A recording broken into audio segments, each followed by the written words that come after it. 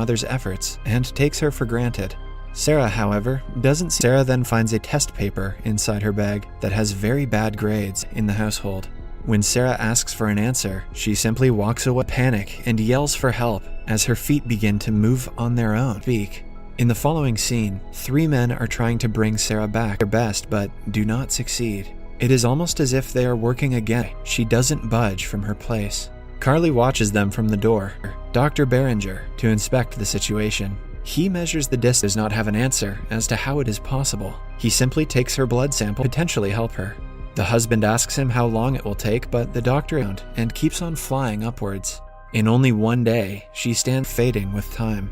Since she cannot move from the room, the father it is almost as if she is bedridden and needs people to take care of her, and measure how much she has elevated since the last time. He keeps track of the side of it, so the weights would decrease the rate of elevation. However, at night, Sarah starts wrapping a blanket around herself while sleeping on air, just in case she needs anything. Sarah's consultant, Dr. Mary Benham, reaches out to shake her hand. She apologizes for not getting there sooner and didn't make a joke about the kitchen. For some reason, the doctor doesn't seem to have tea and sends Carly to make it. Without Sarah's help, the kitchen is that lazy roommate that we have all had before. But they soon realize that she too has no idea what the problem is. Sarah will continue to move upwards at a variable but increasing rate, but if she carries more of it, it will injure her.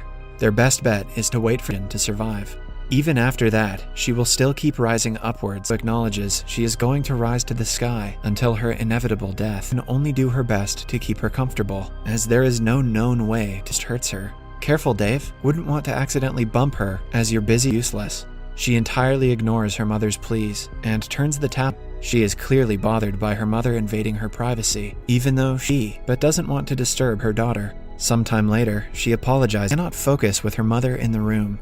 Carly tells her that she cannot take is Dave and Sarah's anniversary. They have invited Sarah's sister, Crisis. The couple celebrates and drinks together.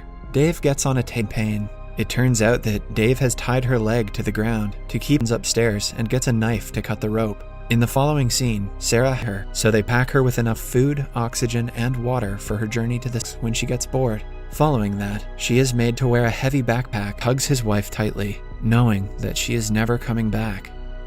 She is invested in a crossword puzzle. Suddenly, a drop of water. More days later, Sarah uses binoculars to look down at the earth herself. Without her mother, she has started to eat baked beans and toast, clearly not interested in talking. She answers in single words, misses her, but Carly hangs up the call before she can finish. She loses her calm and screams in frustration. Her screams nearly and resorts to alcoholism to get rid of the pain. One night, she somehow survives the night, holding herself to keep warm. Husband. Dave runs to the phone and asks her if she is doing well. Will always love her. Dave repeatedly asks her to put the oxygen mask through it. The two register that Sarah has decided to stop holding on to her life into the sky.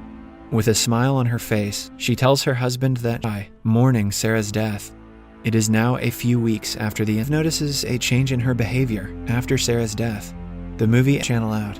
Thank you for watching.